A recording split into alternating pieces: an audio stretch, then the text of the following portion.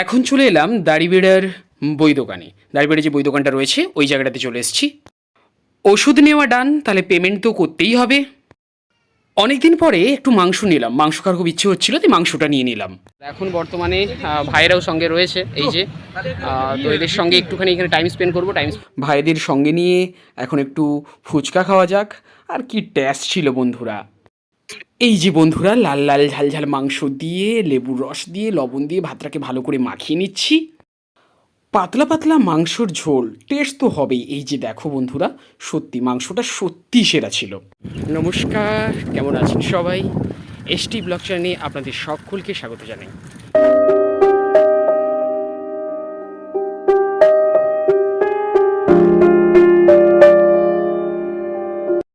আর বন্ধুরা, এখন ঘড়ির কাঁটায় 2টো পেরিয়ে গেছে। আজ যেহেতু শনিবার, টিফিনে ছুটি হয়েছে, সেই জন্য বাড়ি যাচ্ছি। আর এখান থেকেই আজকের গল্প শুরু করলাম। জানি না কি হতে চলেছে, তাও মোটামুটি চলো যাওয়া যাক। যা হবে সবটাই তোমাদের কাছে নিয়ে আসবো, তো দেখতে থাকো। আর আশা রাখছি ভালো লাগবে। মোটামুটি যা করবো সেটাই তোমাদের কাছে নিয়ে আসবো। তো চলো, একদম রাত্রে ঘুমানো পর্যন্ত টোটাল ব্লগটা চলতে থাকবে। পুরো ঘেমে গেছি, দেখতেই পাচ্ছ। আর এখন বাজে গিয়ে 2:21। এখন বাজে গিয়ে 2:22, দেখতে পাচ্ছ তোমরা।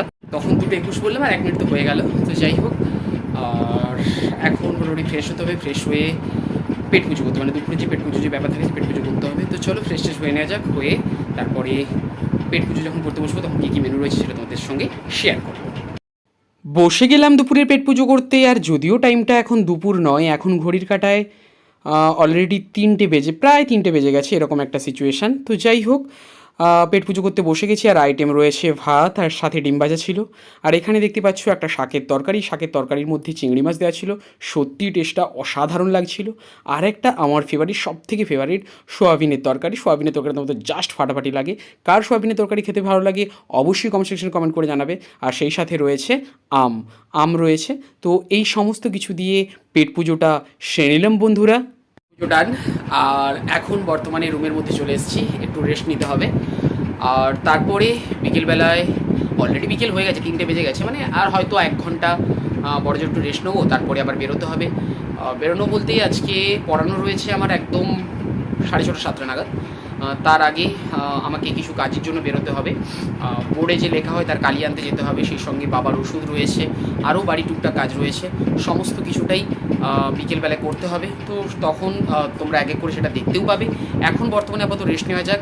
তারপরে বিকেলে যখন বেরোবো সমস্ত কিছু কাজ করার জন্য, তখন তোমাদের সঙ্গে দেখা হবে। কথাই বলে, জীবনের একটা মূল্যবান জিনিস হচ্ছে দায়িত্ব বা কর্তব্য। সেই দায়িত্ব বা কর্তব্য এমন একটা জিনিস যাকে রক্ষা করা প্রত্যেকটা মানুষের একটা অধিকার। তো সেই উদ্দেশ্যে বেরিয়ে পড়লাম। যেহেতু বাড়ির বড়, সেই জন্য দায়িত্ব একটা বিশাল বড় ফ্যাক্টর। দায়িত্ব থাকে পরিবারের মা বাবা বিভিন্ন সদস্য, সেই সাথে সাথে নিজের কেরিয়ার, নিজে কী করব, আর যদি সঙ্গে থাকে নিজের পার্সোনাল লাইফ, সব কিছুটাই।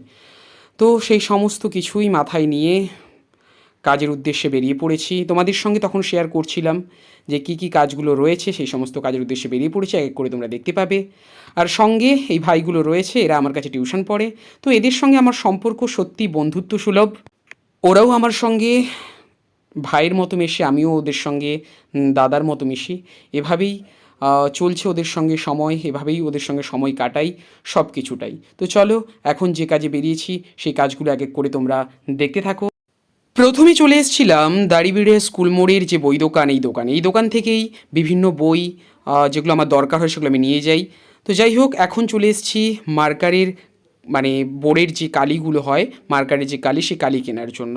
আর এখান থেকেই নিয়ে যাওয়া হয়। দাদার সঙ্গে আমার সম্পর্কটা সত্যিই ভালো। ফোন করলে যে কোনো বইয়ের কথা বললে একদম নিয়ে চলে আসে। তো এভাবেই রয়েছে। দাদাকে এখন জিজ্ঞাসা করছি এটার দাম কত। দাদা বলছে 40, কিন্তু এখন 36, মানে 36 টাকা নেবে।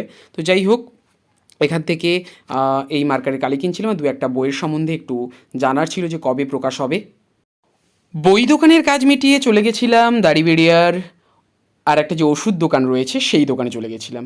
বাবার ওষুধ কেনার ব্যাপার ছিল, তো চলে এসেছি। আর এখানে চলছে এখন ওষুধ কেনা।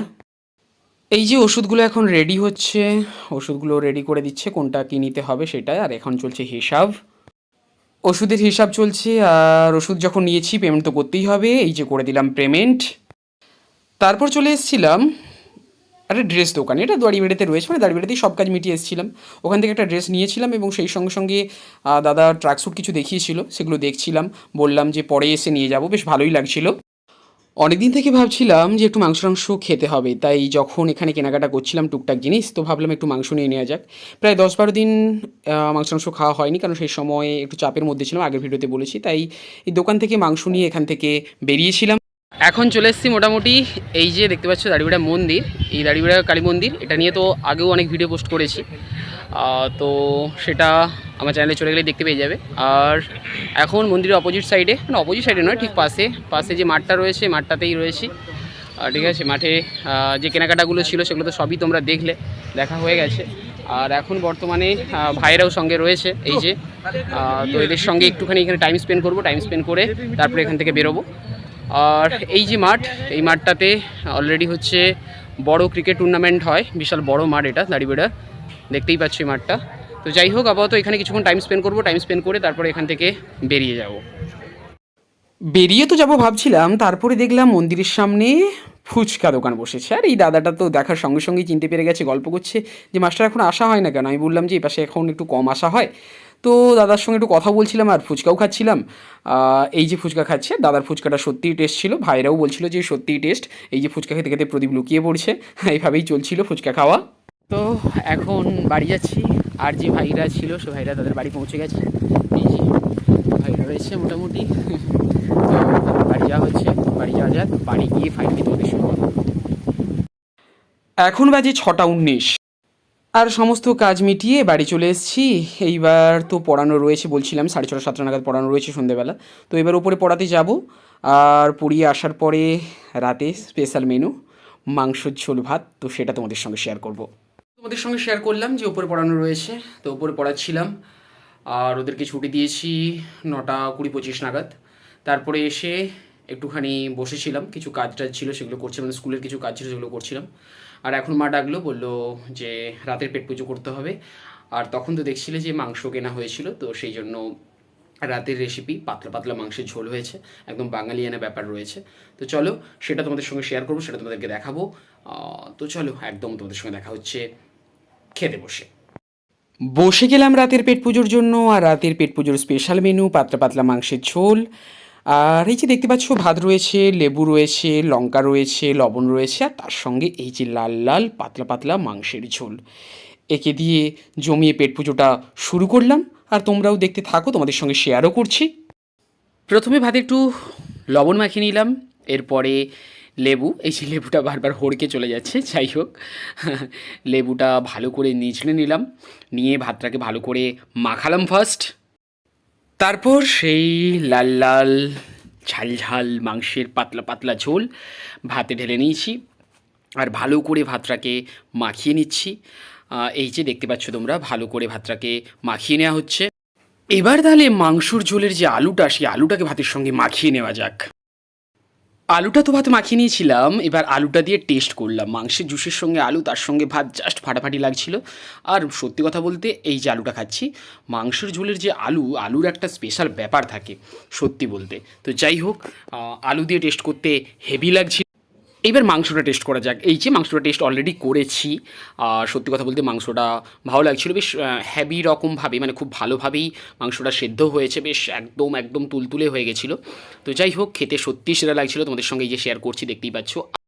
আর মায়ের হাতের তরকারি বলে কথা, টেস্ট তো হবেই। তো সেই জন্য আরও এক্সট্রা দুটো ভাত নিয়ে নিয়েছিলাম, ভাত নিয়ে তাতে লেবু আর লবণটা ভালো করে মাখিয়ে নিয়েছিলাম। মাখিয়ে নিয়ে তারপরে তার মধ্যে মাংসের জুসটা ঢেলে নিলাম, আরও 1-2 পিস মাংস নিয়েছিলাম।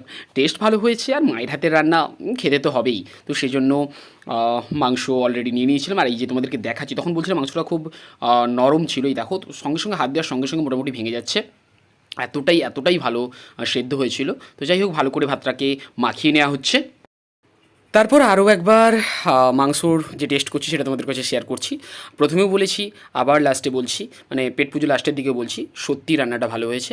সেই জন্য স্পেশাল থ্যাংক ইউ আমি আমার তরফ থেকে আমার মাকে জানাচ্ছি। তো যাই হোক, এইভাবেই জমিয়ে রাতের পেট পুজোটা সেরে নিয়েছিলাম। পেট পুজো ডান। তাহলে এবার মুখটা ধোয়ার পালা রয়েছে, তো ব্রাশ করে নিচ্ছি। ব্রাশ ট্রাশ করে মুখ হাতটা ভালো করে ধুয়ে তারপরে রাতের ঘুমানোর ব্যাপার ট্যাপারগুলো রয়েছে। তো যাই হোক, মোটামুটি এবার রাতে ঘুমানোর টাইম হয়ে গেছে, মানে শুতে চলে এসছে। এবার এখন তো আর সঙ্গে সঙ্গে ঘুমবো না, কিছু কাজ মানে কাজ রয়েছে, সে কাজগুলো করতে হবে। তো যাই হোক, আর এখানেই আজকের যে মেন গল্প, যে টপিক ছিল সেটা শেষ করব। জানি না তোমাদের গল্পটা কেমন লাগলো। যদি তোমাদের গল্পটা ভালো লেগে থাকে অবশ্যই একটা লাইক করে জানাবে, আর কেমন লাগলো অবশ্যই কমেন্ট করে জানাবে। পুরো গল্পের মধ্যে কোন প্রশ্নটা তোমার সবথেকে বেশি ভালো লেগেছে সেটা কমেন্ট করে জানাবে। আর চ্যানেল নতুন হলে অবশ্যই অবশ্যই অবশ্যই চ্যানেলটিকে সাবস্ক্রাইব করে পাশে থাকো, যাতে তোমাদের সামনে ছোটো ছোটো গল্প নিয়ে খুব তাড়াতাড়ি হাজির হতে পারি। তো চলো, যারা এখনও সাবস্ক্রাইব সারেনি চটচট করে সাবস্ক্রাইব সেরে আমার পাশে থেকো, এটুকুই। আর পারলে শেয়ার করে সবার কাছে পৌঁছে দাও, এটুকুই। আবার পরে নেক্সট টাইম একটা নতুন গল্প নিয়ে তোমাদের কাছে হাজির হব।